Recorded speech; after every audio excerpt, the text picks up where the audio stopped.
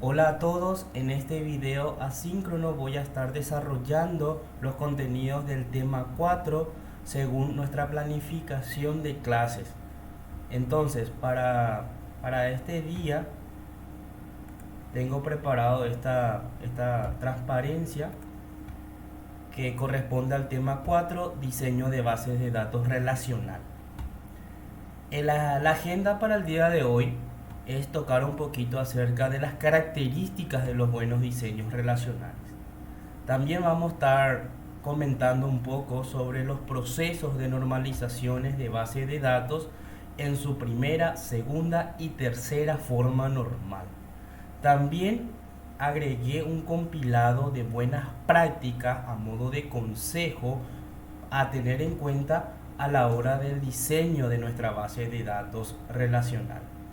También hay un apartado sobre un enunciado a un requerimiento funcional para el desarrollo de una aplicación y usaremos entonces la herramienta SQL Power Architect como una herramienta para el diseño de base de datos relacionales.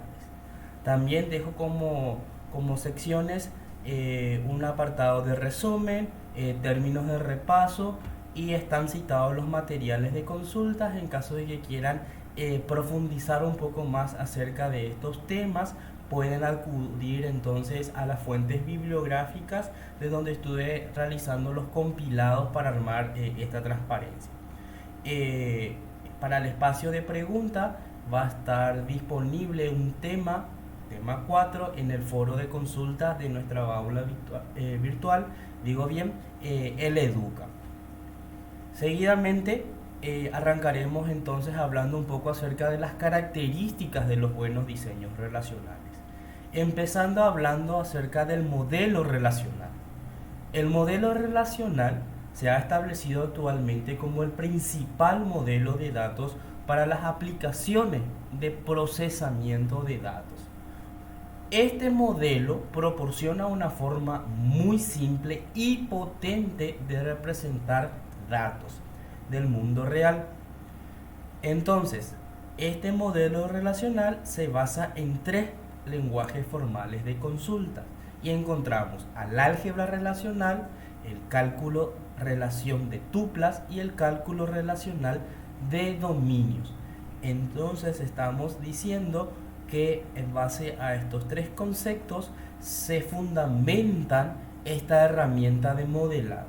Esto a modo de dejar como comentario para tener en cuenta a futuro. Sobre estos temas se profundizan más en cursos ya de carreras como ingeniería en informática, análisis de sistemas, ingeniería de sistemas y similares.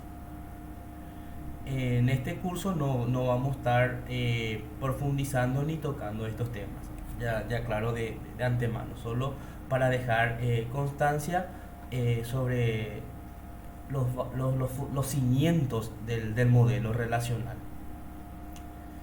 Entonces también quiero mencionarles un poco que existe una amplia base teórica de las bases de datos relacionales y existen tres ejes: la base teórica referida a las consultas, la base teórica de bases de datos relacionales que ayudan en el diseño de esquemas de bases de datos relacionales y la base teórica que se refiere al procesamiento eficiente de consultas. Esto quiere decir entonces que para un curso más avanzado de diseño de bases de datos relacionales se tocan estos ítems. Esto dejo a modo de registro y para tener entonces constancia sobre qué teoría se están desarrollando el modelo relacional. Basado en también es importante mencionar que el modelo relacional está basado en conceptos matemáticos de relación, del que de ahí toma su nombre modelos de datos relacionales. Entonces es importante también saber de dónde viene el nombre de esta herramienta de modelado.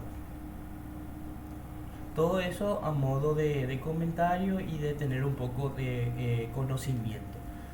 Ahora, lo más importante de todo esto es identificar la estructura de las bases de datos relacionales, cómo están conformadas estas estructuras. Y partimos que una base de datos relacional consiste en un conjunto de tablas, a cada una de las cuales se le asigna un nombre exclusivo. ¿Está bien? Entonces, encontramos tablas. Luego, cada fila de la tabla representa una relación entre un conjunto de valores. Las tablas están formadas por un conjunto de filas.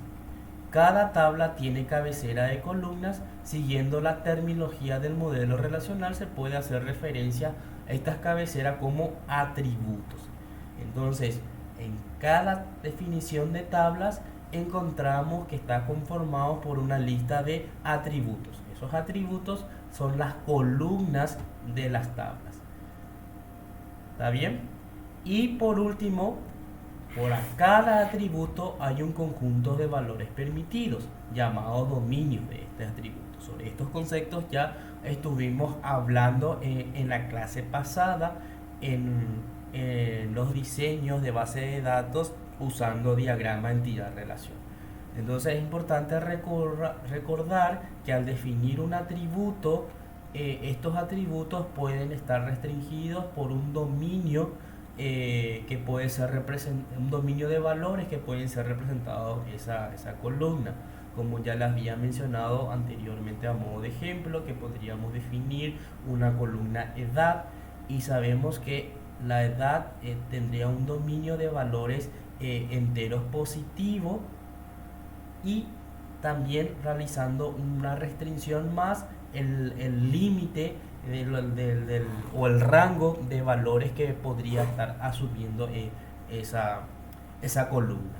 ¿Está bien? Entonces es también muy importante poder identificar cuáles son los valores posibles que podría estar tomando una columna de una tabla, y a eso es lo que se le conoce como un dominio de valores permitidos para nuestro atributo.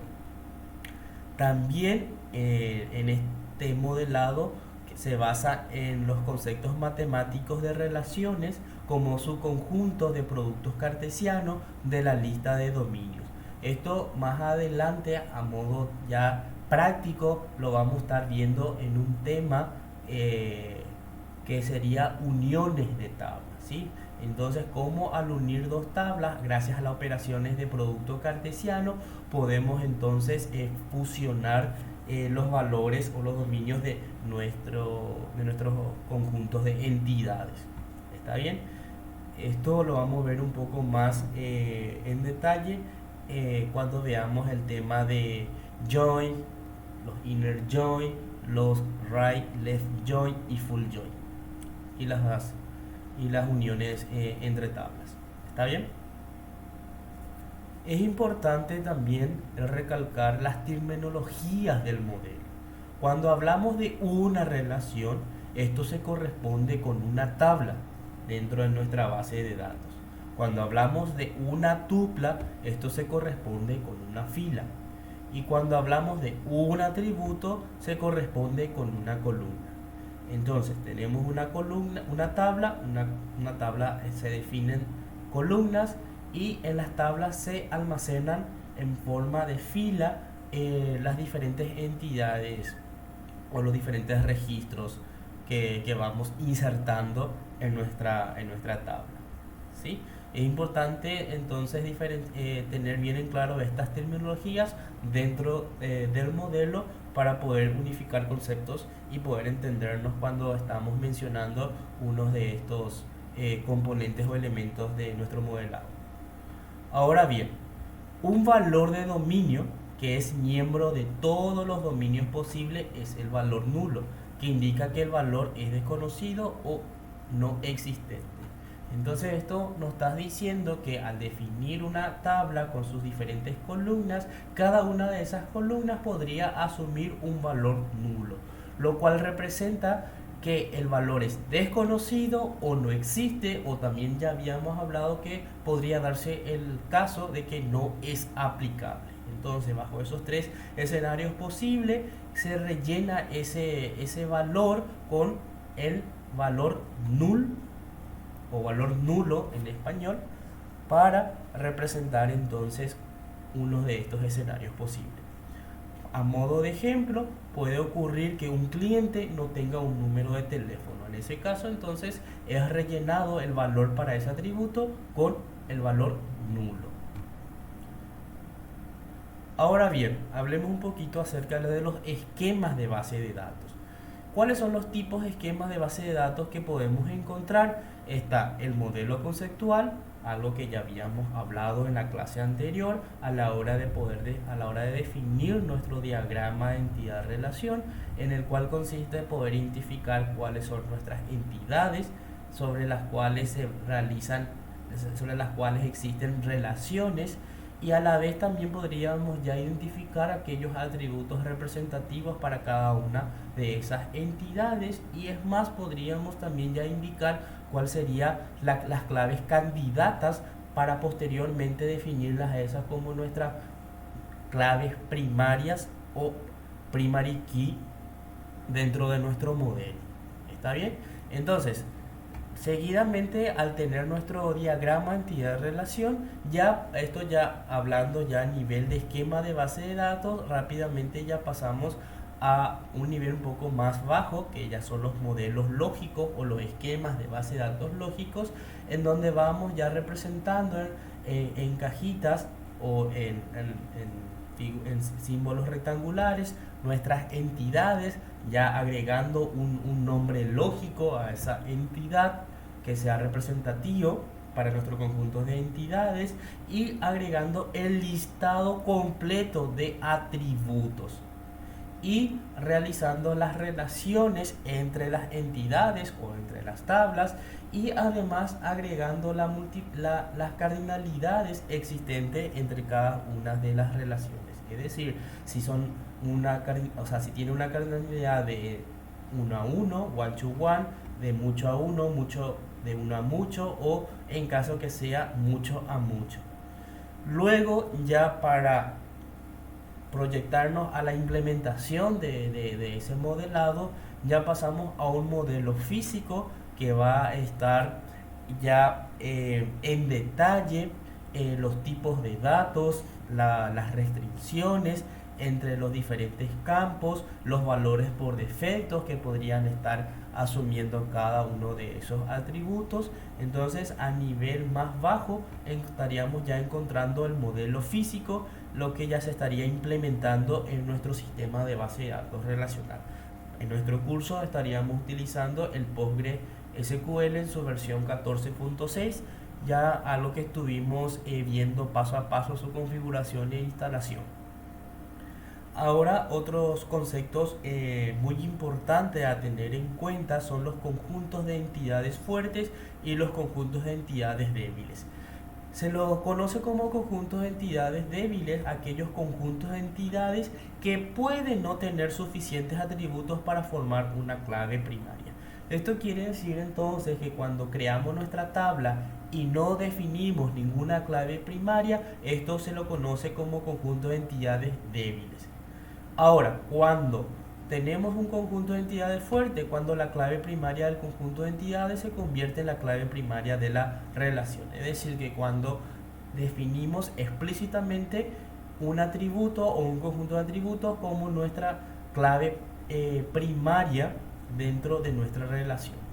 ¿Está bien? Entonces, eso es la diferencia entre un conjunto de entidad débil y una fuerte. Como buena práctica de diseño, se aconseja que todas las tablas sean un conjunto de entidades fuertes.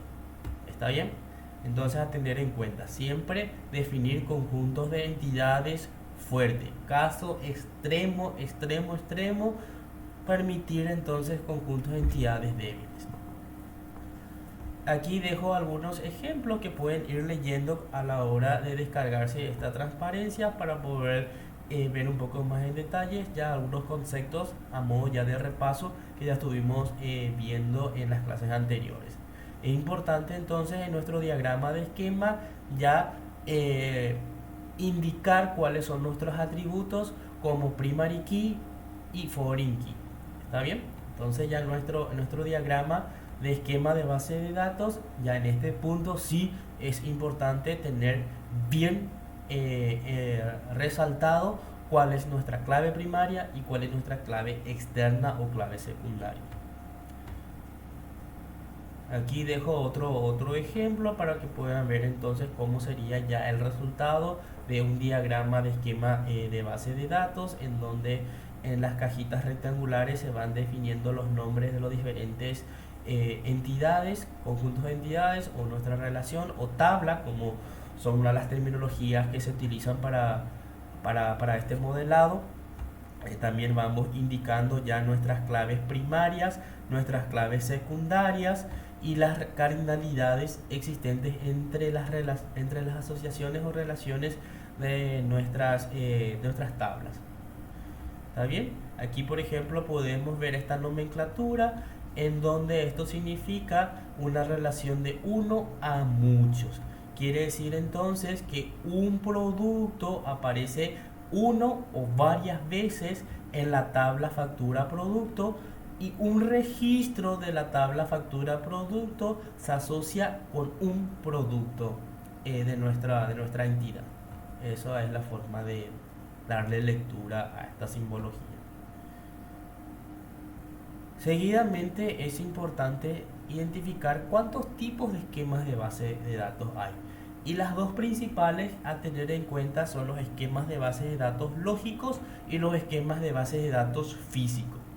El esquema de base de datos lógicos se expresan las restricciones lógicas que se aplican a los datos. Estos son los primary key, las claves foráneas, y también cuáles serían algunos atributos a que no pueden permitir valores nulos, o también poder identificar cuáles de nuestros atributos serían únicos, unique. En este tipo de esquema de base de datos, por lo general se expresan las restricciones de integridad, lo que les estaba mencionando. Es decir, que tengo un atributo, por ejemplo nombre, y ese atributo tiene que ser único dentro de mi tabla. Es decir, que no puede haber más de dos filas que tengan el mismo valor. Es decir, dos registros que tengan el mismo nombre. ¿Está bien? Ahora, en el esquema físico es la manera en que se almacenan los datos de manera física, y puede ser en todo caso el equipamiento necesario para el funcionamiento del software. ¿Okay? Entonces, a nivel físico ya estaríamos viendo los tipos de datos que soporta nuestro sistema de base de datos. Entonces, si nosotros en nuestro esquema lógico habíamos dicho que el atributo descripción o título es un string, entonces eso va a bajar ya a nivel físico. Vemos cuáles son los tipos de datos que soporta nuestros pobres, y ahí encontramos, por ejemplo, el varchar, el dec, el char. Entonces decimos, bueno, ok, esto va a ser un varchar de longitud 64.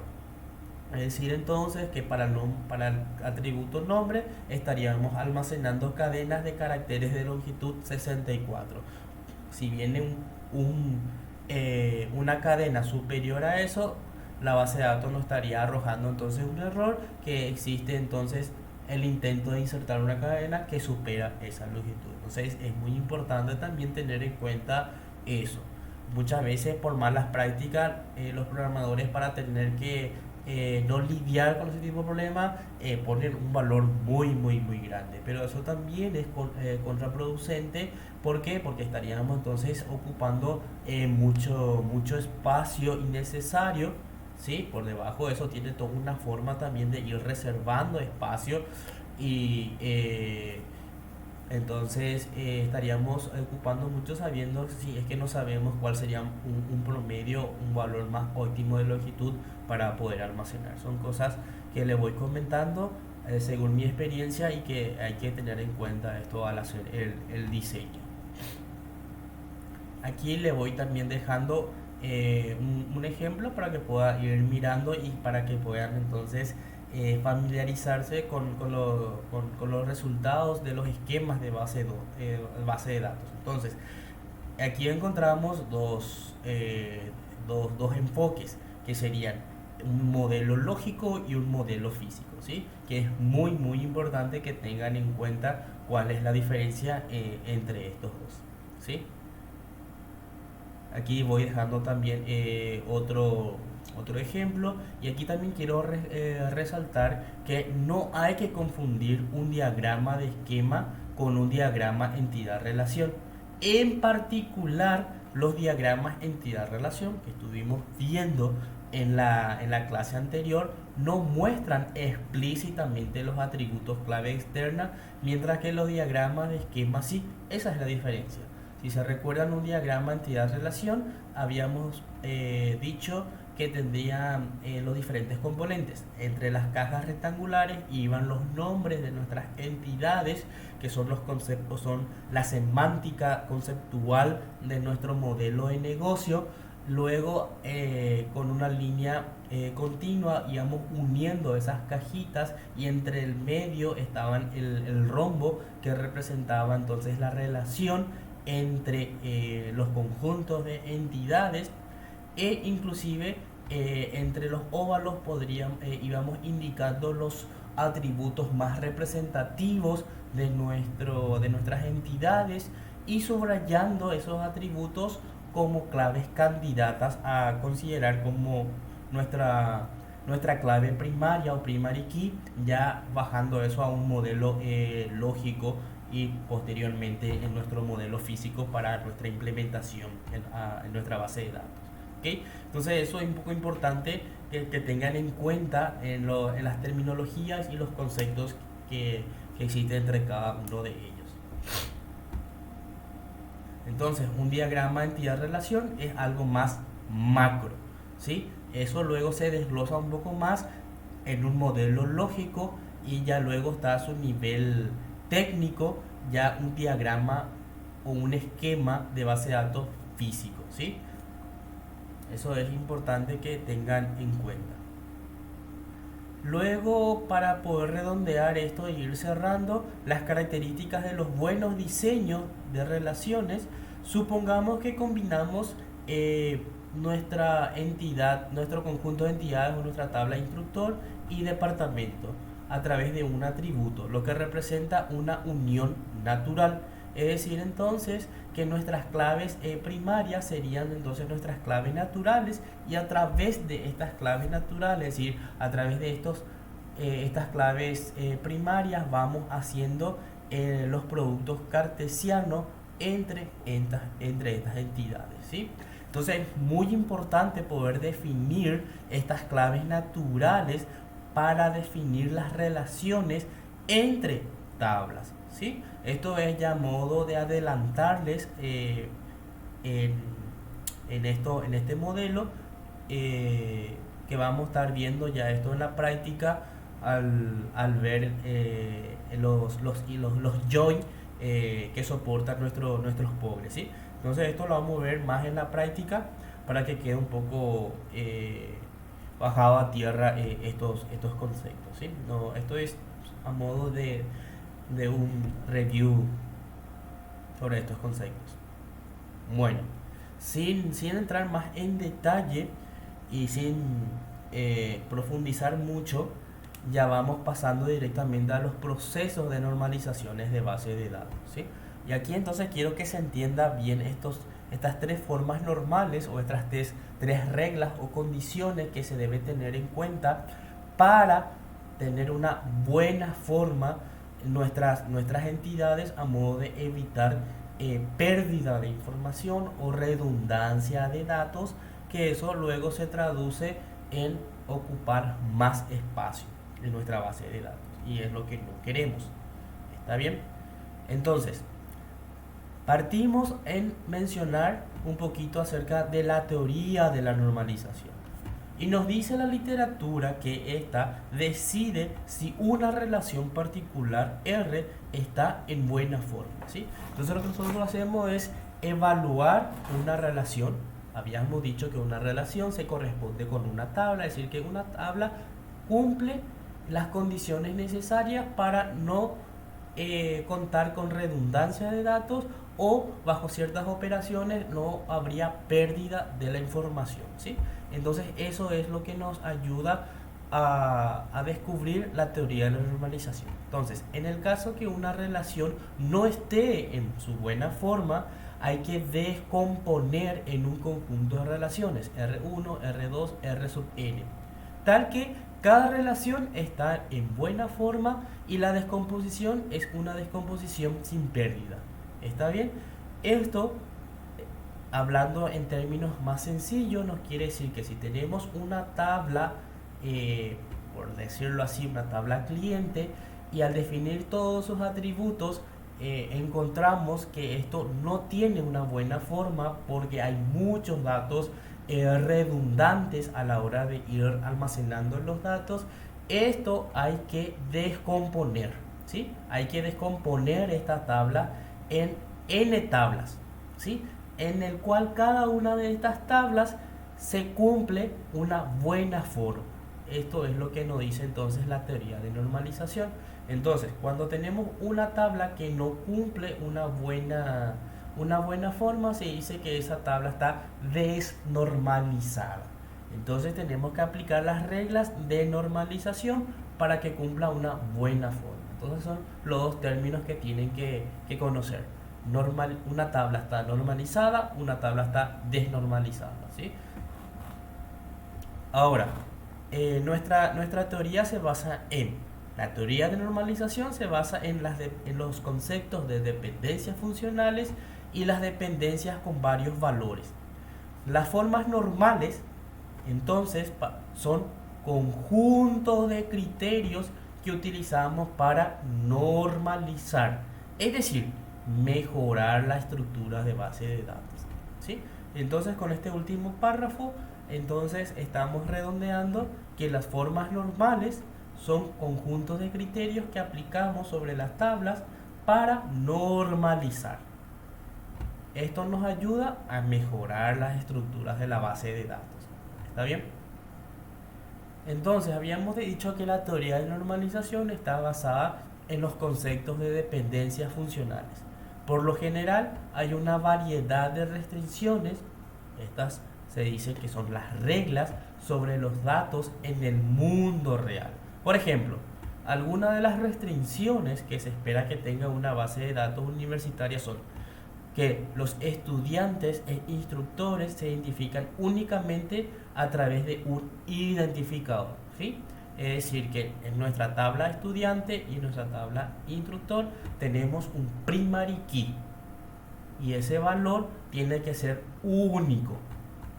Cada estudiante e instructor tiene un solo nombre, ¿sí? Esto se reconoce como un requerimiento. ¿Y cómo yo sé qué atributo va a ser único o no? Bueno, eso se quita a la hora de la fase inicial del diseño de base de datos que habíamos visto en el tema anterior. Y esa fase inicial son las visitas de relevamiento a nuestro cliente. Son esas reuniones con los usuarios referentes de cada área en donde te va comentando cuáles son sus operativas diarias que realizan, sus planillas, en donde van registrando sus datos, las columnas de cada una de esas planillas y cuáles son las condiciones o restricciones que debe cumplir cada una de esas, ¿okay? Entonces, eso depende mucho de los requerimientos o de las especificaciones técnicas que ustedes van quitando en las reuniones de relevamientos con el cliente, ¿sí? Esto es a modo de ejemplo, en donde uno de los requerimientos es que cada estudiante e instructor tiene un solo nombre.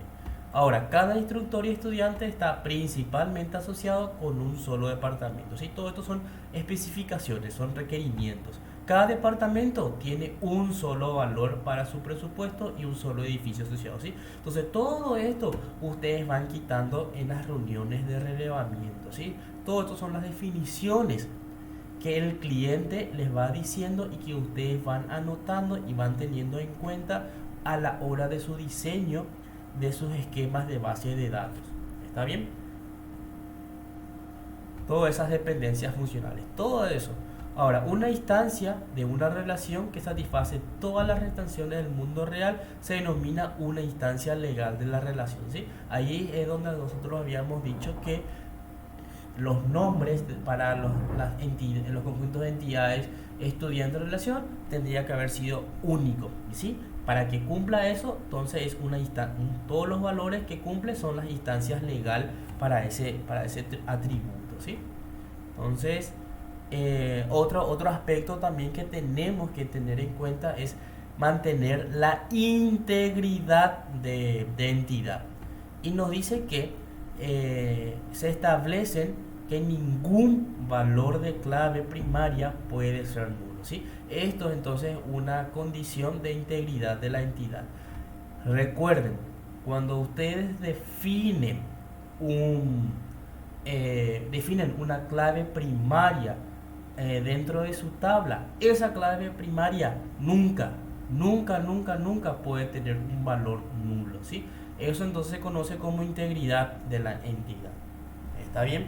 Entonces tengan en cuenta que cuando ustedes definen un atributo como primary key, automáticamente le tienen que agregar la restricción not null.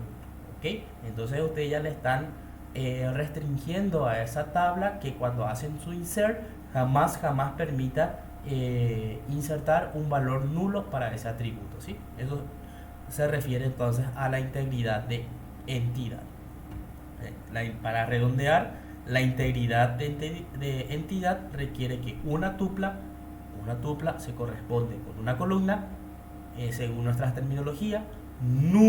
Una columna nunca debe contener valores nulos en sus atributos de llave primary key. ¿Está bien? Entonces, en nuestra primary key nunca puede tener un valor nulo. Para que recuerden, por favor. Ahora, la normalización de base de datos. ¿Qué es el proceso de normalización? Nos dice en la literatura que el proceso de normalización es un proceso, valga la redundancia, que clasifica relaciones, objetos y formas de relación en base a las características que cada uno posee. Si se identifican ciertas reglas, se aplica una categoría, y si no cumple las reglas, se descompone, ¿sí? Anteriormente ya habíamos dicho que en la teoría de normalización uno de los pasos era identificar si una tabla cumplía esos criterios para decir que está normalizada, y en caso de no cumplir se deben entonces descomponer en relaciones más pequeñas, ¿sí? Repartiendo sus atributos entre esquemas de relación más pequeños que cumplen esas condiciones, esos criterios de definición que se establecen, ¿sí? Eso es la normalización, en descomponer. Si una tabla no cumple esos criterios de normalización o esas condiciones que se citan en la primera o en la segunda o tercera, se deben descomponer en relaciones más pequeñas, es decir, que sus atributos se deben distribuir en esas relaciones más pequeñas que sí cumplen. Entonces el conjunto de relaciones o el conjunto de tablas que se descompuso, ¿verdad? Que se repartió en otras tablas más pequeñas, cumplen esas buenas formas. ¿Está bien? Ahora, ¿cuáles son los objetivos de la normalización de un diseño? Es eliminar anomalías de actualización. ¿Está bien? Entonces, la actualización es una operación muy importante dentro de nuestro sistema de base de datos, porque si no existe un buen diseño, podría darse el caso que exista pérdida de información, y no queremos que ocurra eso. Si no, no estaríamos manteniendo la integridad de nuestros datos en nuestra base de datos. Ahora, necesitamos conservar la información, la descomposición sin pérdida de información. ¿Está bien? Conservar las dependencias funcionales. ¿Está bien? No crear dependencias nuevas o interrelaciones inexistentes. Esto también nos brinda una facilidad de uso y eficiencia en nuestras estructuras de base de datos para los procesamientos y para las consultas de nuestra información. ¿Está bien? Entonces, si tenemos un buen diseño, entonces eso hace que sea fácil para el desarrollador hacer los mantenimientos evolutivos y realizar consultas eficientes sobre nuestras tablas. ¿Está bien? Entonces es importante aplicar estas reglas de normalización para poder hacer para poder obtener estos beneficios.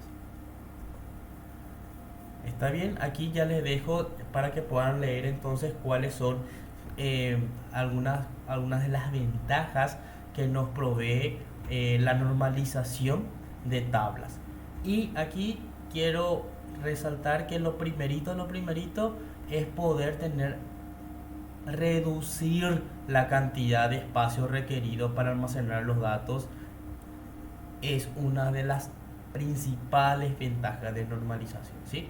Entonces, a través de la normalización logramos reducir la cantidad de espacio requerido para almacenar esos datos. Lo que ocurre lo contrario con la desnormalización. Una tabla desnormalizada ocupa mayor cantidad de espacio.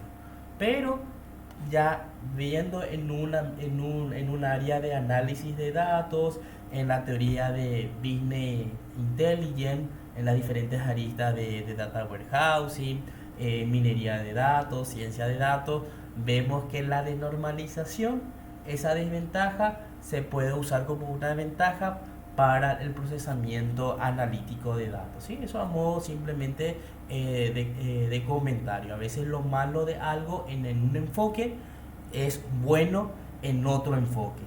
¿Está bien? Esto es nada más que a modo de ejemplo, ¿sí? Entonces, siguiendo con nuestra teoría de normalización, veamos un pequeño ejemplo, ¿sí? Para poder entender bien esto, ¿sí? Entonces, en esta tabla que vemos aquí abajo, observe los campos URL1 y URL2. Es decir, que esta tabla usuario tiene los campos nombre, empresa, dirección de empresa, URL1, URL2, ¿sí?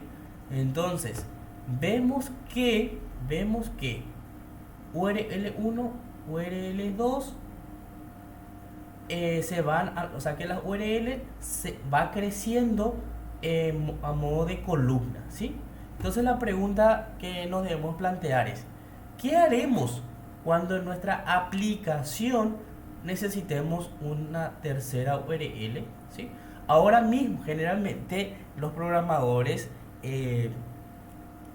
cuando nos aplican estas buenas prácticas o estos conceptos de normalización, se centra mucho en satisfacer esos requerimientos inmediatos del cliente. ¿Está bien? Entonces, si en su momento se requiere nada más almacenar dos URL, entonces de manera rápida crea una tabla con todos los atributos necesarios y implementa eso en su base de datos, ¿sí? Pero si a futuro se sale una nueva necesidad de aplicar una nueva URL, entonces como mala práctica ellos van haciendo crecer las columnas dentro de la tabla usuario, ¿sí? Entonces esto nos dice que quieres tener que añadir otro campo o columna a tu tabla y tener que programar toda la entrada de datos. Obviamente no, se debe crear sistema funcional que pueda crecer y adaptarse fácilmente a los nuevos requerimientos, ¿sí? Entonces, lo que se busca con este proceso de normalización es poder crear sistema funcional que pueda crecer y adaptarse fácilmente a los nuevos requisitos del negocio, ¿sí? Entonces, ¿qué es lo que nos dice los criterios o las condiciones de la primera forma normal? Una tabla está en primera forma normal si todos los atributos son atómicos, ¿sí? Esta es la primera regla, que todos los atributos sean atómicos. ¿Y qué quiere decir esto? Por ejemplo, en el campo teléfono no tenemos varios teléfonos, ¿sí? Esto ya era algo que ya habíamos mencionado en la clase anterior, en donde esto ya depende mucho ya del requerimiento del cliente. Podríamos tener una tabla persona, ¿sí? Y en esa tabla persona guardamos el número de teléfono de esa persona.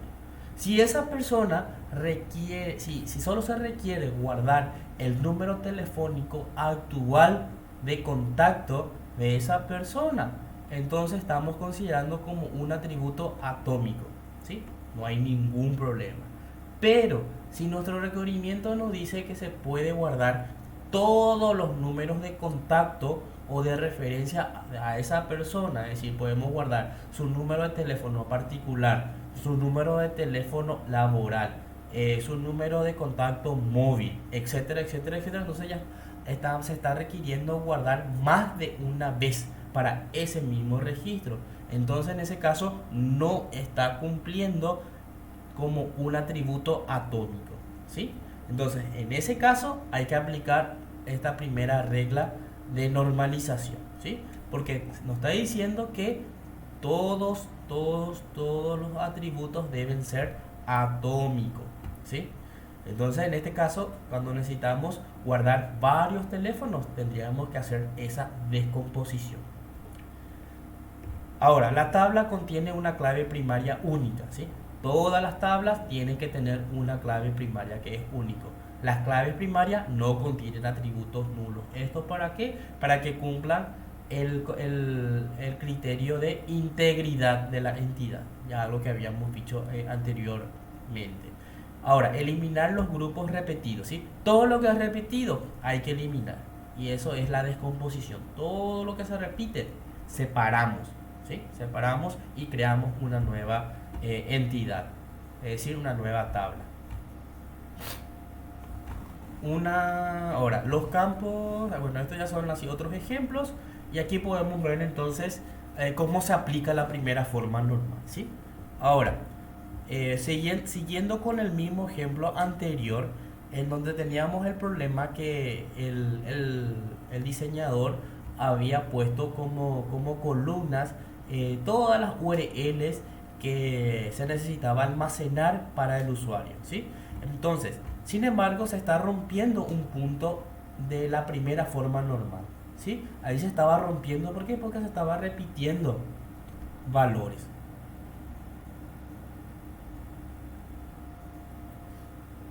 Y al no cumplirse el primer criterio para los campos URL1 y URL2, habíamos visto que se estaban repitiendo valores y que iba creciendo. Entonces, la regla básicamente significa que tenemos que poner un campo tipo contador autoincrementable para cada registro. Esto nos está diciendo que como buena práctica es importante agregarle a cada tabla un primary key que sea autoincrementable y que ese contador o esa secuencia sea administrada ¿por quién? Por el sistema de base de datos, ¿sí? Esa es una de las buenas prácticas que nos dice esta primera forma normal. Entonces, aquí podemos ver que en lugar de tener entonces creciendo, ¿sí? Creciendo por columnas, por cada URL que va apareciendo, entonces esto aquí tenemos un solo atributo, ¿sí? Analizando nuevamente esto, podemos encontrar cómo para este atributo URL se va repitiendo valores. Tenemos abc.com, abc.com, xiz.com, xiz.com. Se repite. Y nuestra regla dice eliminar los grupos repetidos de la tabla individual. Entonces, esto que necesitamos hacer, descomponer. ¿A quién? A una nueva tabla, una nueva relación, y separamos entonces el atributo URL. ¿Está bien? Entonces, gracias a eso, vamos a poder aplicar ya nuestra segunda forma normal, donde nos dice que para poder aplicar la segunda forma normal, nuestra tabla tiene que cumplir la primera forma normal, ¿sí? Vamos a crear tablas separadas para aquellos grupos de datos que se aplican a varios registros, ¿sí? Esta columna se repite en registros. Entonces, ¿qué vamos a hacer? Vamos a separar, ¿sí? ¿Y qué vamos a agregarle? Vamos a agregarle una clave externa, ¿sí? Esto que separamos, ahora esto se va a convertir en una clave externa. Por ejemplo, como podemos ver aquí. ¿Está bien? Entonces, por una parte, tenemos nuestra tabla usuario. En esta tabla usuario mantenemos o conservamos sus atributos user ID, que es su primary key, nombre, empresa y la dirección de la empresa. ¿Y cuál fue el atributo que llevamos en nuestra nueva entidad URL? El atributo URL, ¿ok? En donde se van almacenando los valores que decía nuestro criterio, que cada tabla que se esté aplicando la primera forma normal tenga un primary key, ¿sí? En este caso es URL ID, y nuestra segunda forma normal decía que se tenía que agregar en la clave foránea, o sea, la clave externa. Entonces, ¿qué estamos realizando? Estamos haciendo las asociaciones, ¿sí? Entonces acá estamos viendo que para usuario ID 1, que es José, tienen estas URL. Para el usuario con ID 2, que es María, tiene estas dos URL, que es exactamente esto que estábamos viendo aquí. Entonces, como estamos viendo que aquí se va repitiendo los atributos, ¿ven? Usted cuando ven que se va repitiendo, ya les tiene que llamar la atención automáticamente. Entonces, estamos viendo que tanto para la columna User ID, nombre, empresa y dirección de empresa, los valores son exactamente iguales. ¿Y en qué atributo se diferencia? En URL. Entonces, en esos valores que se va diferenciando, eso es lo que tenemos que descomponer y crear una nueva entidad más pequeña. Entonces, esto que se va repitiendo, el objetivo es reducir en una sola fila. Y es exactamente lo que se logra aquí haciendo esa descomposición. ¿Está bien? Ahora, si volvemos a analizar esta tabla, estamos viendo que para la tabla URL, en las URLs, se va repitiendo nuevamente los valores. Entonces aquí necesitamos nuevamente aplicar una nueva regla de normalización, ¿sí? Y también podemos ver que nos dice la tercera forma normal que para poder aplicar esa tercera forma normal debe cumplir la segunda forma normal. Y además no debe existir ninguna dependencia transitiva entre los atributos que no son clave. Es decir, eliminar aquellos campos que no dependen de la clave. Por ejemplo, aquí tenemos usuario y aquí tenemos empresa. ¿Se va bien? Entonces, para aplicar esta tercera forma normal, esta tabla que está aquí, usuarios, ya aplicamos la primera forma normal, ¿sí? Luego ya aplicamos la segunda forma normal y cuando cumple la segunda forma normal podemos aplicar la tercera forma normal y que nos dice que debemos eliminar aquellos campos que no dependen de la clave, ¿sí? Entonces este usuario, ¿está bien? Podría su atributo dirección de la empresa y dirección de la empresa no depende directamente de la clave primaria de este usuario, o sea, que no es parte propio del concepto de usuario. Entonces esto podríamos estar separando y creando una nueva entidad. ¿Ven? Entonces, al crear y separar esto en una nueva entidad, entonces definimos nuestra clave primaria y llevamos esos atributos. Y de esta manera, entonces creamos la relación usuario-empresa agregando nuestra clave externa, como vemos aquí. ¿Se entiende? Tenemos entonces aquí para el ID 1 de empresa, el ID 1 de empresa tiene estos valores en sus atributos.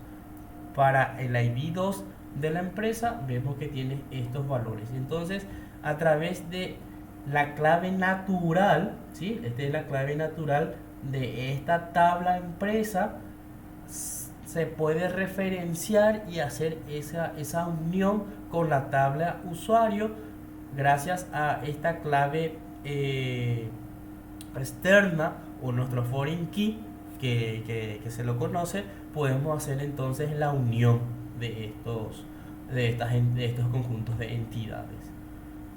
Entonces aquí ya tenemos un resultado final de cómo esa tabla usuario que arrancamos como desnormalizada y aplicando las condiciones de los procesos de normalización, tenemos como resultado tres tablas. Y estas tres tablas más pequeñas están entonces cumpliendo la condición de buena forma, como nos había dicho nuestra teoría de normalización. Entonces, a esto quedaría con nuestra tabla usuario, con estos campos, nuestra tabla URL relación, en donde se relacionan los usuarios con sus relaciones y de esta manera entonces también ya tenemos la descomposición de esta tabla en donde estaban cumpliendo en que el atributo URL se tenía repetido los valores. ¿Está bien? Entonces a esta tabla que ven aquí es lo que se le conoce entonces como una tabla intermedia. ¿Sí? Esta es una tabla intermedia que nos permite vincular o conectar la tabla usuario con URL a la hora de poder obtener la unión de ambas tablas. Entonces, la tabla usuario y la tabla URL se unen a través de esta tabla intermedia.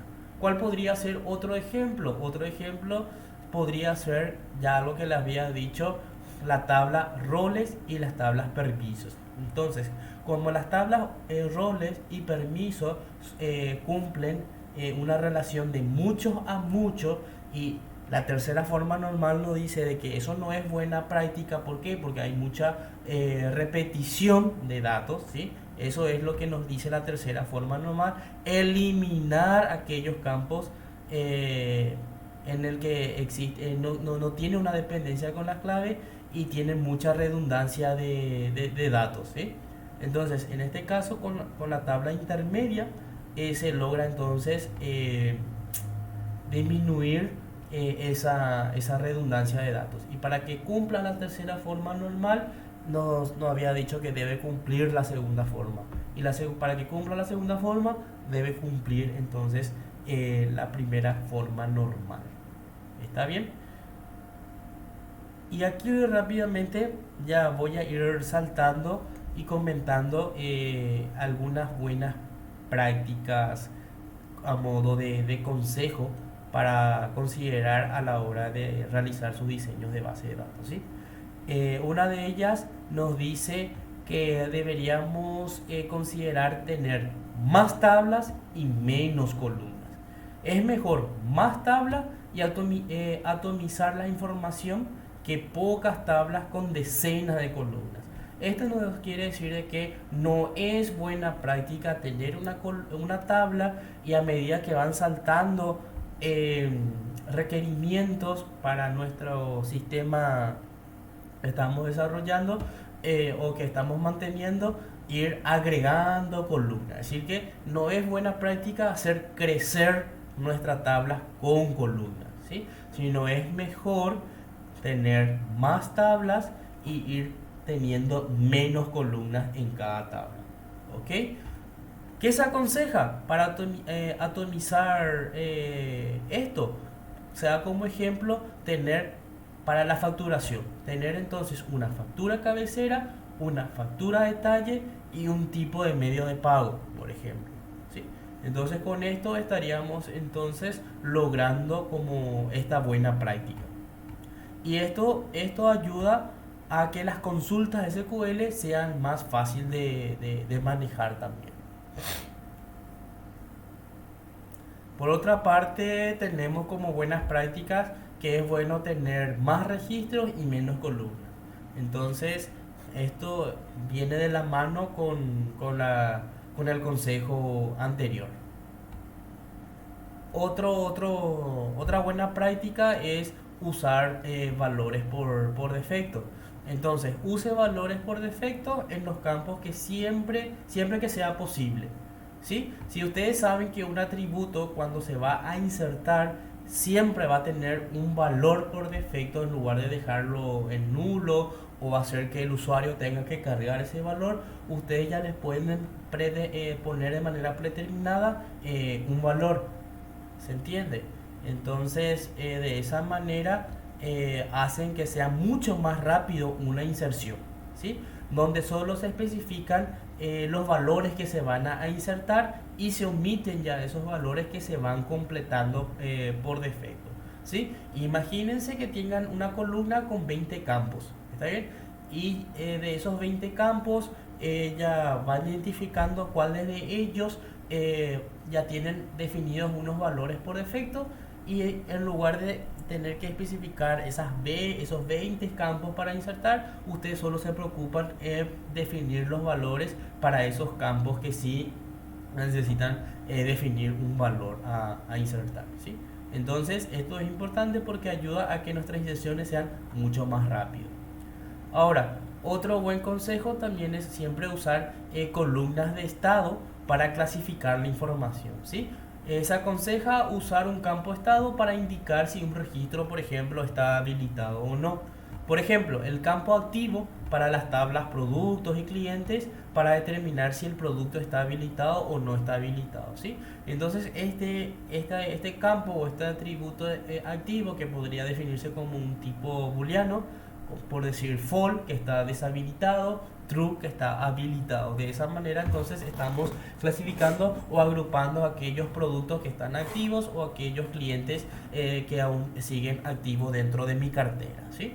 También se pueden usar para indicar distintos tipos de estados, por ejemplo, activo, suspendido, rechazado, aceptado, liquidado, en proceso, pendiente, etc. Entonces, todo esto, ¿para qué? Para ayudarnos a filtrar la información, ¿sí? Entonces, si yo quiero ver el listado de todos aquellos registros que tengan estado rechazado, me sirve para poder clasificar información, o lo que están suspendidos, etcétera, ¿sí? Esto como buen consejo a la hora del diseño.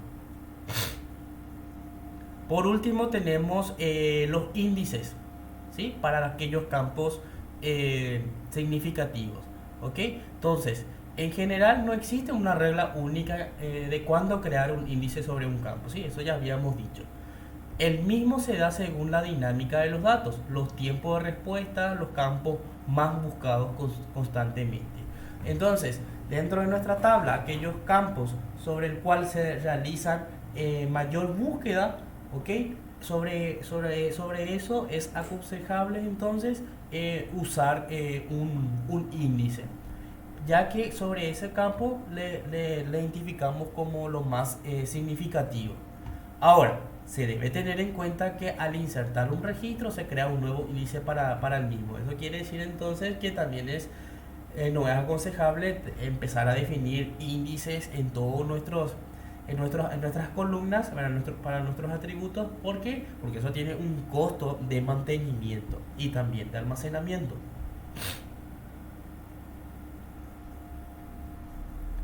Y también como buena práctica es importante usar tablas de resumen, ¿sí?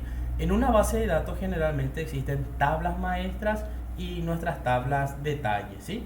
Ejemplo, factura cabecera, factura detalle.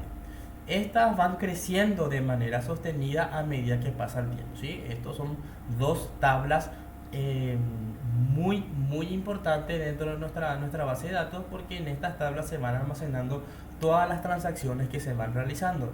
Es decir, que por cada facturación se van guardando los detalles que va relacionado a esa cabecera como nuestra tabla maestra. ¿Se entiende? Entonces esto va creciendo tanto que para poder quitar datos estadísticos como totales de ventas, productos más vendidos, ventas por sucursales, etcétera, las consultas demoran mucho más tiempo a medida que van creciendo los registros, ¿ok? Entonces, en lugar de saturarle a nuestra base de datos para quitar estos datos estadísticos, es aconsejable poder habilitar una tabla resumen con estos datos estadísticos para pegarle directamente a esa tabla que ya tienen todo cocinado esos datos, en lugar de tener que generar cuellos de botellas cuando se esté utilizando de manera masiva, por ejemplo, estas tablas, ¿sí? Entonces, como buena práctica, es aconsejable tener nuestra tabla resumen con estos valores estadísticos que generalmente el cliente utiliza como reporte para, para su día a día. ¿Se entiende? Entonces, tengan en cuenta eso. Y estas tablas resúmenes, ustedes ya podrían hacerlo con una tabla física o con una vista materializada. Eso ya depende mucho de lo que soporte su sistema de base de datos que estén usando en su ambiente de producción.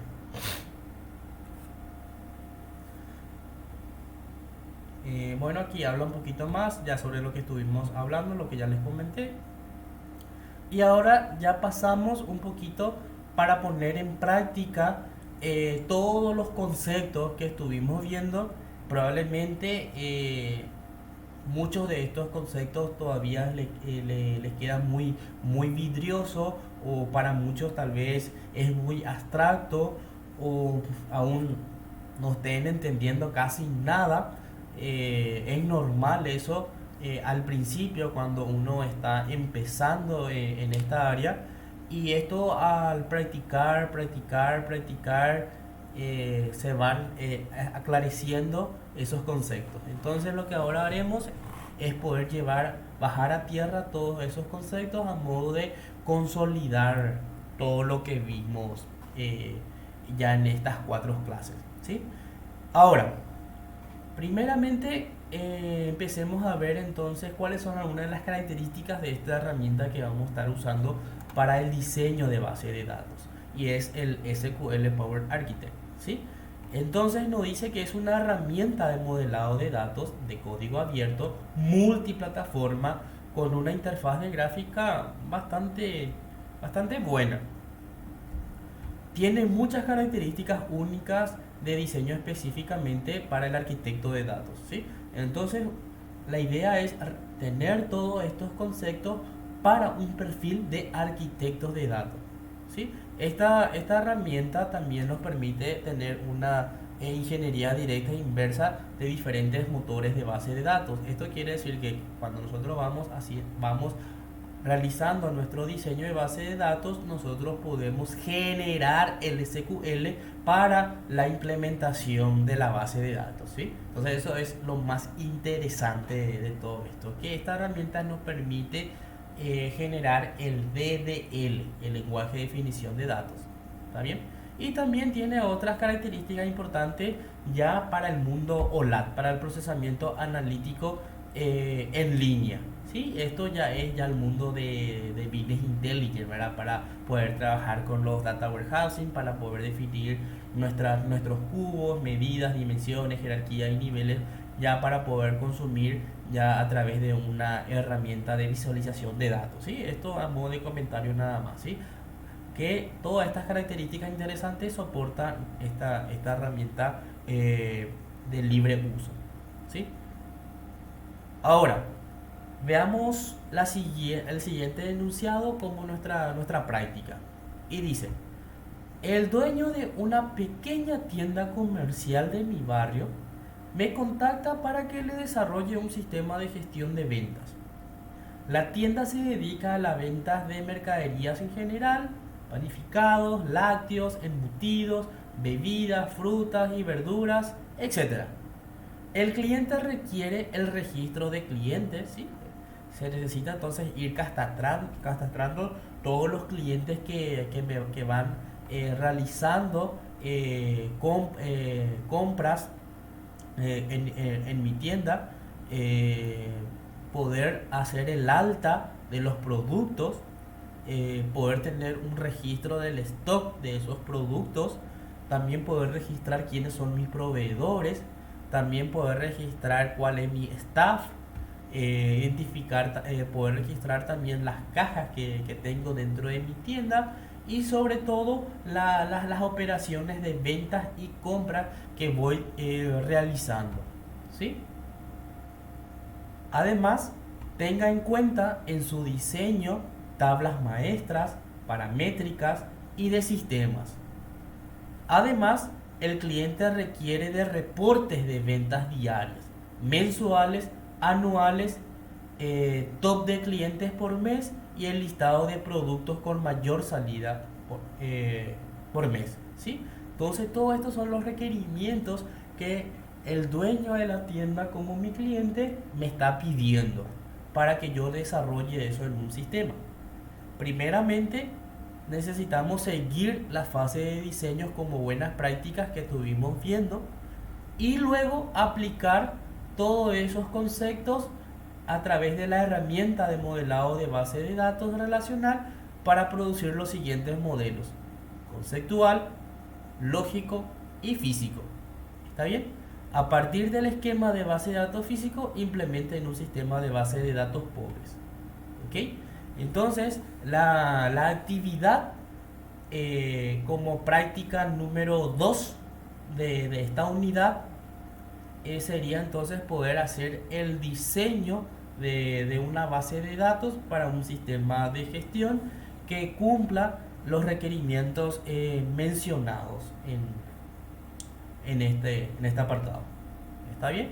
Entonces, ¿qué se debe entregar? Se debe entregar entonces el modelo conceptual, el modelo lógico y el esquema de base de datos físico, usando entonces la herramienta SQL Power Architect. ¿Está bien? Voy a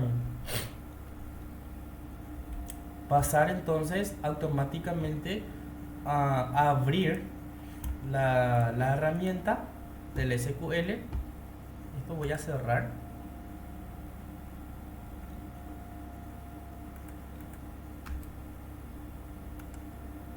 Voy a cerrar esto. Bueno, ahí.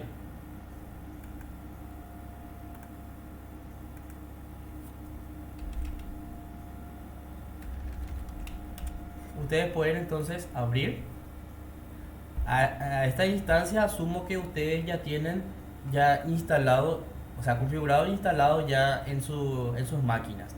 ¿Está bien? Entonces, lo primero que deben hacer es poder definir una conexión, ¿sí? Y esta conexión, según la instalación de Postgre que ustedes realizaron en su máquina.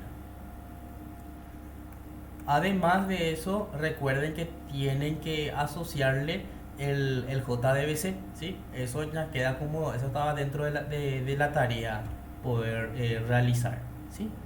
Entonces, saltando todos esos pasos, porque es parte de la tarea 2, voy a darle aquí un nombre. Le voy a dar un nombre a mi conexión, Bootcamp. Le voy a definir qué tipo de base de datos, a qué base de datos me quiero conectar, que es el Postgres, y aquí tengo que ingresar los parámetros de conexión. ¿Cuál va a ser el nombre de la máquina o del dispositivo? En este caso, como está en mi máquina local, es el localhost. ¿En qué puerto está escuchando mis Postgres? En este caso está escuchando en el 5432. Recuerden que si ustedes cambiaron a la hora de configurar, en el momento de instalar, deben colocarle el puerto con que ustedes configuraron. El nombre de base de datos al que me quiero conectar. Entonces, primeramente yo aquí necesito crear esa base de datos, ¿sí? Aquí tengo entonces la conexión que habíamos hecho en la clase número 2, crear una conexión de base de datos. Entonces aquí yo todavía no tengo ninguna base de datos creada. Puedo entonces proceder a hacer clic derecho, crear nueva base de datos y puedo darle el nombre de sysventa. ¿Está bien? ¿Quién va a ser el dueño? Vamos a dejarlo por defecto el usuario Postgres. El template que va a usar, vamos a usar por defecto ya lo que está predeterminado en nuestro sistema de base de datos, puede ser cualquiera, no hay problema. La codificación, vamos a decirle que va a estar codificado UTF-8 y nuestro table space, ¿verdad? En donde se va a estar almacenando, le vamos a decir que va a estar en nuestro directorio que nosotros le habíamos especificado a la hora de instalar.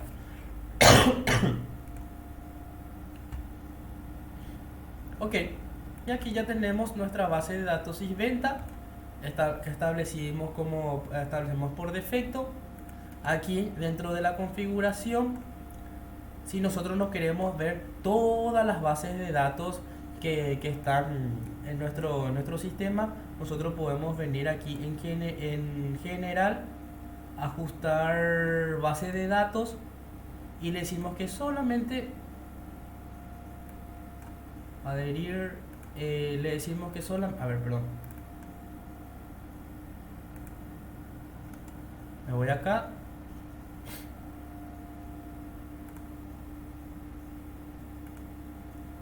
Ahora nuestra base de datos está bien que sea, va a ser sys, está bien que sea, va a ser Sysventa.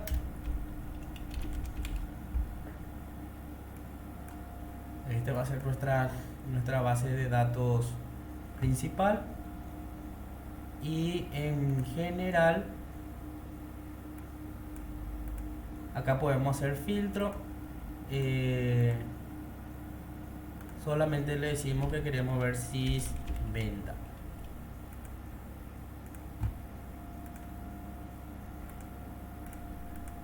Ok, acá. Entonces aquí solamente nos limitamos a poder ver la base de datos con la que queremos trabajar, ¿sí? Esto ustedes en sus casas con más tranquilidad pueden empezar a jugar con la herramienta y van a ver que tiene muchas características interesantes. Entonces, ahora mismo tenemos el esquema público y está totalmente vacío la sección de tablas, ¿sí? Y justamente eso es parte de la implementación, poder crear todas las tablas de nuestra base de datos. Ahora que ya tenemos creado nuestra base de datos, le ponemos el nombre Sysventa. Esto dejamos tal como está porque es parte de la configuración del JDBC, y ahora necesitamos autenticar.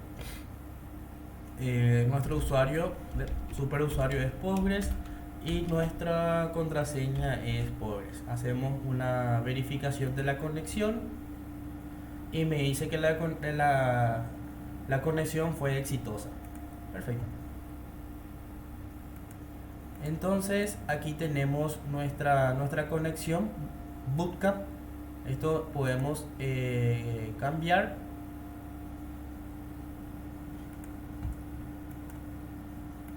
En administrar conexión le puedo dar aquí editar y le quiero decir Bootcamp práctica unidad 5, y ahí automáticamente entonces nos aparece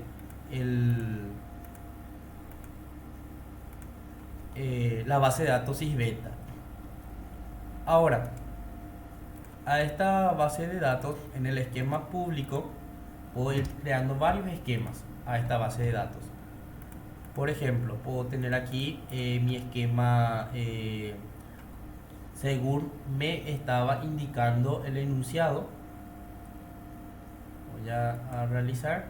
Me había dicho que tengo que tener en cuenta las tablas maestras, las paramétricas y de sistemas. ¿Ok? Entonces cada uno de esos van a ir teniendo sus propias tablas, y puedo ir entonces agrupando esas tablas en esquemas, y puedo crear mi esquema entonces de paramétricas. Puedo tener mis tablas de sistema.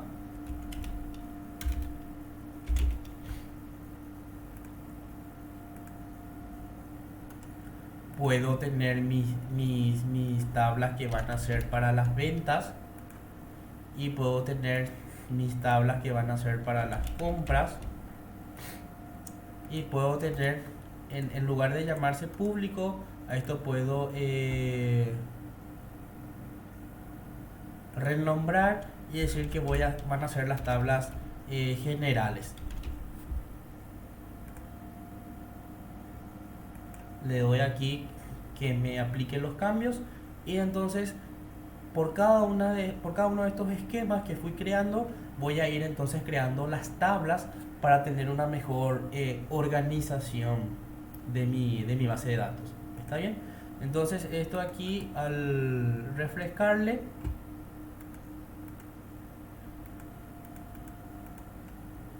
puedo ir entonces acá diseñando mis tablas. ¿Está bien? En este apartado tengo todos los elementos que voy a ir necesitando. Y uno de ellos, por ejemplo, es poder crear una tabla. ¿Sí? En este cuadro de diálogo me aparece para darle un nombre lógico a mi tabla. Sí, voy a repetir otra vez para aquellas personas que no pudieron ver. En esta barra lateral hay una sección donde dice nueva tabla, ¿sí? O pueden usar el atajo con la tecla T. Entonces ustedes apretan la tecla T, le hacen clic y les habilita entonces el cuadro de diálogo para poder completar las propiedades para la tabla. ¿Está bien? Entonces yo puedo darle el siguiente nombre lógico. ¿Está bien?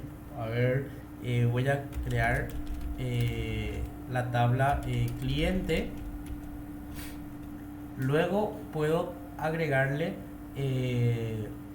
un nombre físico, ¿sí? Esto es como realmente se va a estar llamando dentro de mi base de datos, ¿sí? Esto puedo poner en minúscula y para mi lectura en mi diagrama esto puedo ponerle por ejemplo todo en mayúscula, ¿sí? Para que puedan ver bien. Luego tengo un área para que yo le pueda agregar un pequeño comentario. Entonces registro. Entonces en esta tabla se registran o catastran, vamos a ver, registran los nuevos clientes que realizan una transacción en la tienda. ¿Ok? Entonces esto es la parte que le había dicho ir comentando, ¿sí? Es muy importante esto porque ustedes están dejando una descripción de qué es lo que está haciendo o qué es lo que se está queriendo guardar en esta tabla, ¿sí? Ustedes aquí pueden también ir representando por colores, ¿está bien? Pueden agregarle un color, pueden cambiar el texto del color, pueden cambiar un poquito también la forma del diagrama. Podemos dejar aquí tal como está por defecto. Y por último entonces necesitamos darle un nombre a nuestra restricción, ¿sí? ¿A cuál? A nuestro primary key. Generalmente por buena práctica se suele agregar el nombre de la entidad y luego la nomenclatura PK de primary key, ¿sí? Con esto entonces tenemos nuestra primera tabla ya configurada y seguidamente necesitamos agregarle atributos. Bueno, entonces para agregarle atributos puedo hacer clic derecho sobre mi tabla y le agrego nueva columna, o puedo usar la tecla de atajo, la tecla C, y le puedo agregar entonces una nueva columna. Ahora, lo primero que tengo que definir para esta tabla es su clave primaria, ¿sí? Eso ya depende mucho ya del diseñador, cuáles son las nomenclaturas que va a estar queriendo utilizar. En este caso podemos decir que nuestras claves primarias, todas las claves primarias de todas las tablas van a empezar con ID.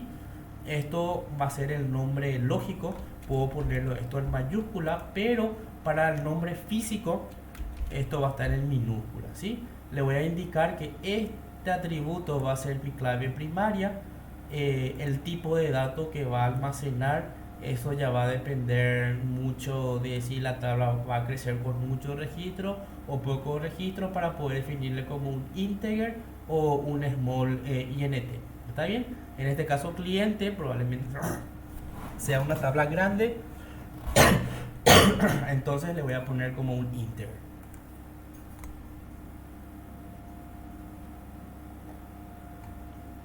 Ok, entonces ahora siguiendo la configuración, le voy a decir que esto va a ser auto incrementable. Recuerden que como buena práctica nos habían dicho que los identificadores deben de ser autogestionados como buena práctica por el motor de base de datos. Entonces con esto le estoy diciendo que sea autoincremental, le estoy delegando al motor de base de datos para que se encargue de la secuencia para asociarle a este atributo identificador. ¿Está bien? Y por último le estoy diciendo de que esto no puede ser nulo, ¿sí? Esto no puede tener ningún valor por defecto porque esto se va generando por esta secuencia, ¿sí? Y a esta restricción también hay que darle un nombre de tabla. Esto va a ser el nombre de la tabla donde se va a ir guardando la secuencia.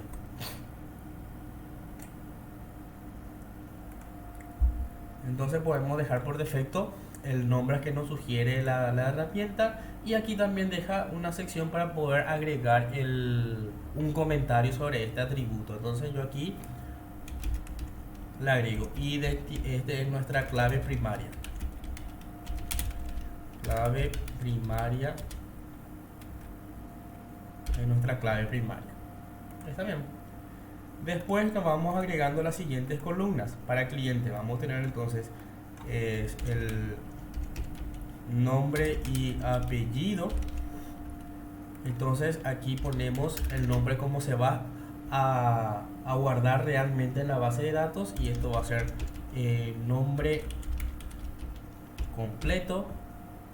Esto va a ser un varchar, está bien. ¿Cuál va a ser la longitud? Le podemos poner entonces, como va a ser nombre y apellido, le podemos poner 128. Le decimos que esto no puede ser nulo. Entonces aquí guardamos nombres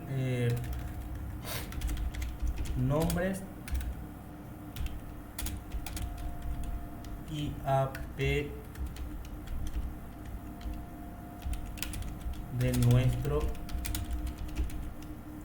cliente. Después podemos seguir agregando otras columnas. Entonces voy a necesitar su fecha de nacimiento,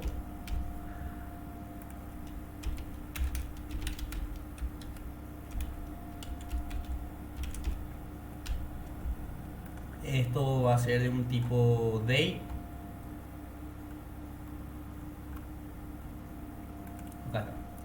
Y luego le ponemos entonces aquí fecha de nacimiento del cliente. Entonces el formato es, por ejemplo, se va a querer que sea año, mes, día. Esto le puedo decir de que sí sea nulo. En caso de que el cliente no quiera dar su fecha de nacimiento o el usuario no quiera guardar ese dato. Entonces acá podemos ver la diferencia, como que para el nombre le estoy agregando entonces la restricción no null, es decir que esto no puede venir un valor nulo. Después, como otra buena práctica, ¿cuál era un valor? Entonces sería el estado, ¿sí? El estado. Ese estado puedo agregarle, por ejemplo, una columna activo. Eso es lo que quiero que quede bien claro entre el nombre lógico y el nombre físico. El nombre lógico es como ustedes están viendo en su esquema de base de datos, ¿sí? Y lo que está en el nombre físico es como realmente eso se va a llevar en la base de datos. ¿Está bien? Esto puede ser un boolean, ¿sí? en donde puedo decirle ya por defecto, vamos a imaginarnos que uno de los requerimientos es de que todos los nuevos registros que yo ya voy insertando en mi tabla, por defecto ya va a ser true, así que ya va a estar habilitado. Entonces eso no hace falta que el cliente agregue a la hora de insertar, ¿sí? Entonces eso es algo como buena práctica. Estamos aplicando acá todo lo que vimos en la teoría. Después tenemos tenemos que agregarle un comentario. Entonces indica si un cliente se encuentra habilitado o no.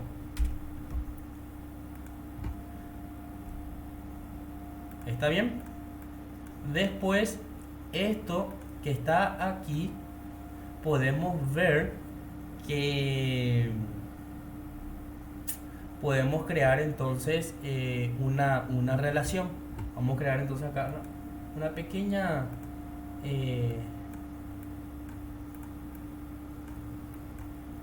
tabla de manera rápida. Puedo crear acá entonces mi factura de venta. Eran las tablas maestras, que era cabecera. Esto va a ser mi nombre.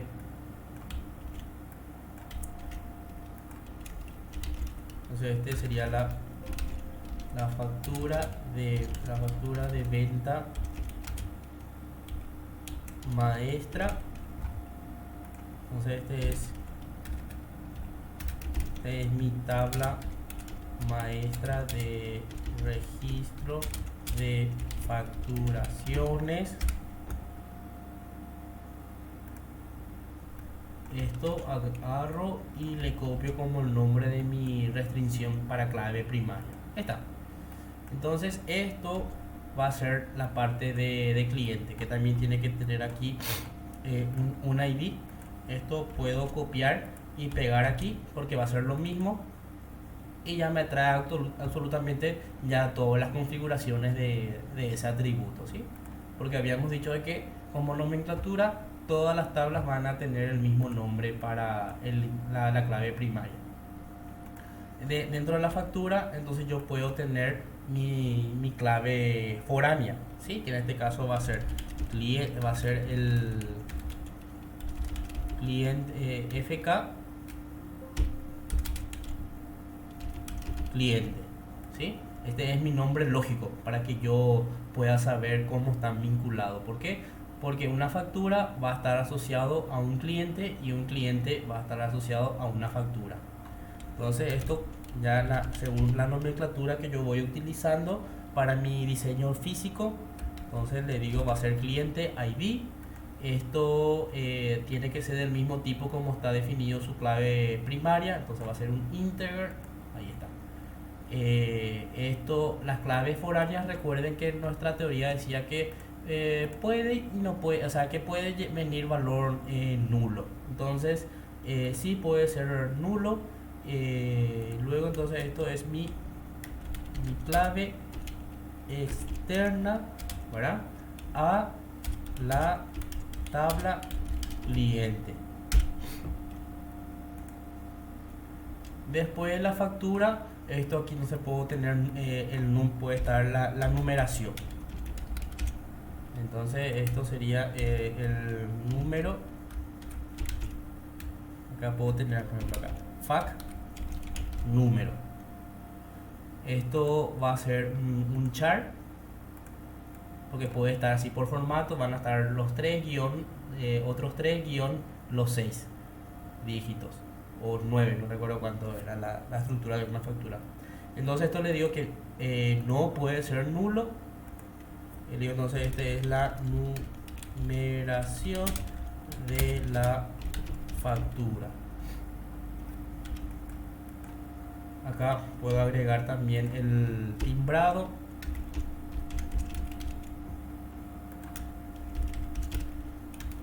El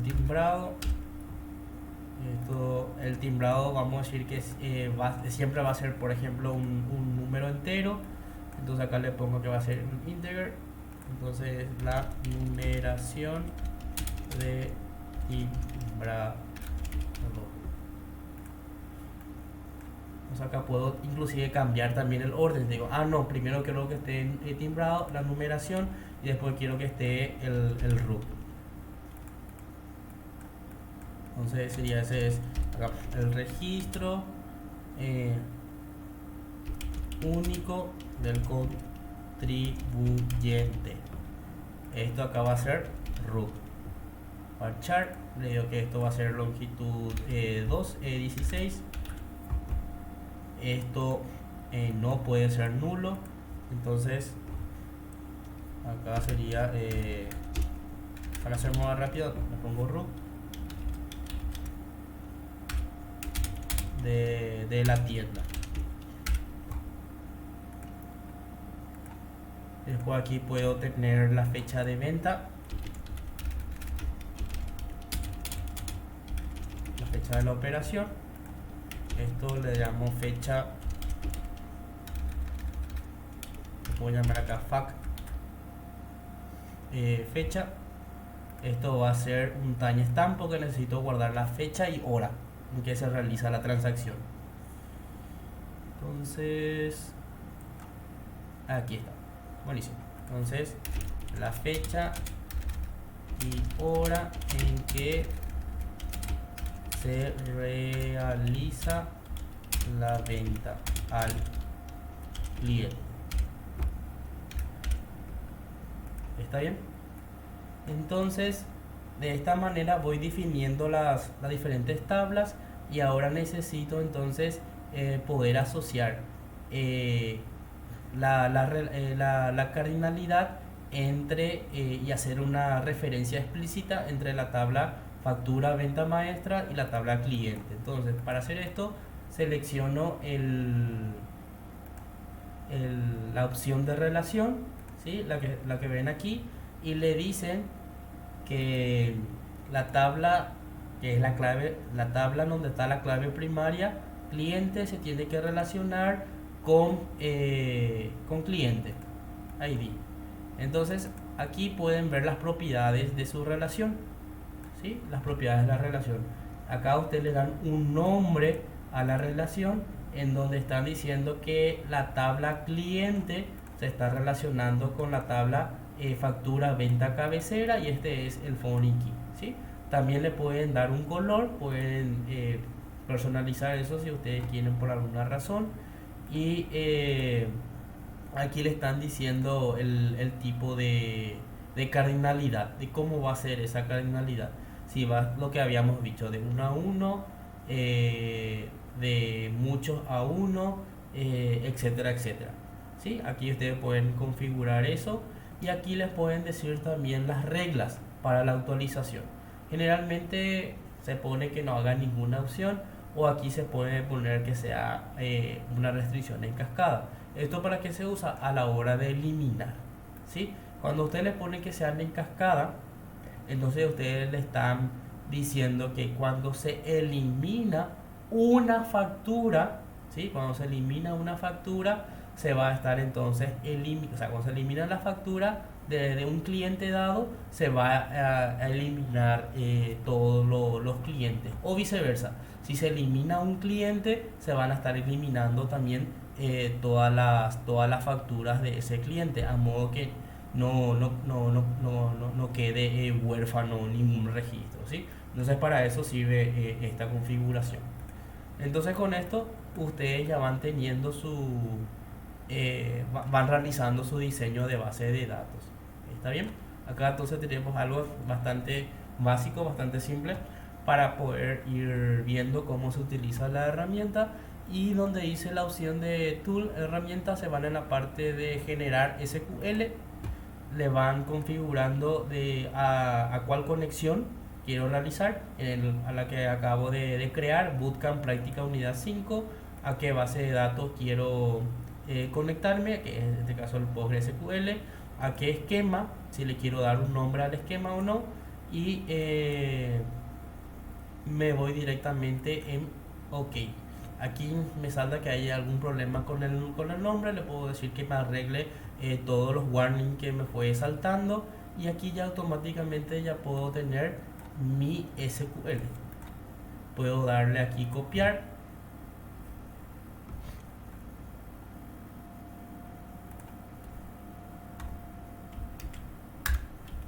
Y aquí tengo entonces ya mi sentencia SQL. ¿Ven? Y aquí inclusive ustedes pueden copiar y pueden otra vez ustedes seguir personalizando algunas cosas que ustedes necesitan. O directamente le dan ejecutar esta sentencia, le dan que sí, le dan que sí, le dan que sí. Es porque le estás creando todas las tablas, sus restricciones.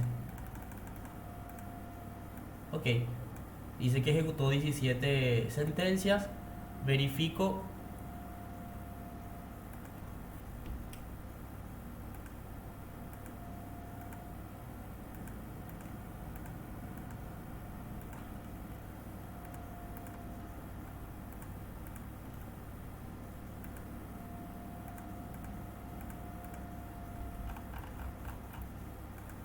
Y como no le indiqué ningún esquema en mi base de datos sysventa, entonces él no pudo crear. Entonces aquí necesito decirle en qué esquema quiero que me creen esas tablas. Entonces le digo que me cree en las ventas. Creo que le llamé ventas. Para que vean que tienen que especificarle el esquema donde quieren que le genere esas tablas. Ejecutar y ahí automáticamente ya les crea. Hace rato me estaba saltando los errores que no sabía en qué esquema tenían que crear cada una de esas tablas. Entonces ahí ya ok, cierro, le doy a actualizar y aquí tengo mis dos tablas automáticamente. Entonces estos serían los ejercicios que tienen que ir practicando para que puedan entonces hacer su proyecto. Entonces en el proyecto lo primero que van a hacer es entregar su diagrama físico de su base de datos. Luego van a tener que entregar la base de datos, que es la implementación, donde están ya todas las tablas acá en cliente y ya está todo configurado. E inclusive al abrir aquí en datos, ustedes pueden ver el comentario, ¿ven? Ese es el diccionario de datos. Aquí tiene entonces que este atributo es mi clave primaria, este campo nombre completo, son nombre y apellido del cliente, fecha de nacimiento del cliente, activo, indica si un cliente se encuentra habilitado o no. Luego aquí yo puedo tener también ya acceso a mi diagrama entidad relación, ¿ven? Automáticamente aquí yo ya puedo ver entonces las relaciones entre las tablas. Entonces es bastante útil e interesante esta herramienta. Ok, esto entonces es haciendo una primera introducción a nuestra herramienta. Para ese ejercicio yo le voy a dejar un diagrama de base y sobre eso ustedes van a empezar entonces a hacer las adecuaciones para poder cumplir todos los requerimientos del enunciado. Entonces en este caso ustedes se van a abrir proyecto, van a abrir el DER del sysventa, ¿sí?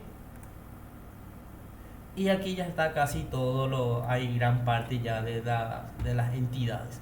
Lo que ustedes van a necesitar hacer es ajustar esta entidad para agregarle aquellas tablas que le está faltando.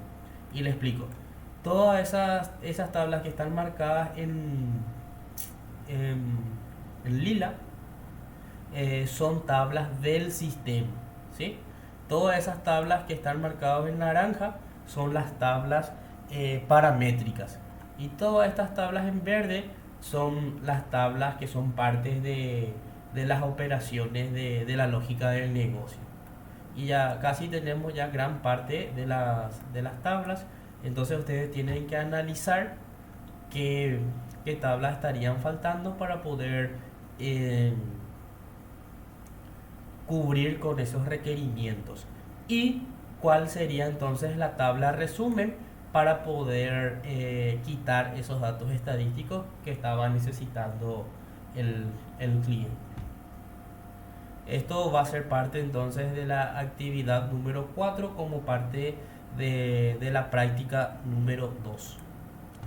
Y así entonces rápidamente ya vamos finalizando lo que sería la clase de hoy. les dejo una sección de resumen, una sección con los términos de repaso, las fuentes bibliográficas que pueden acceder para poder consultar los conceptos que se vieron el día de hoy, y cualquier pregunta que tengan al respecto entonces lo pueden hacer a través del canal habilitado en el aula virtual o en el Slack. Así que muchas gracias y estamos entonces continuando el día de mañana ya con el desarrollo de la clase número 5 correspondiente ya al enunciado del proyecto del curso. Muchas gracias.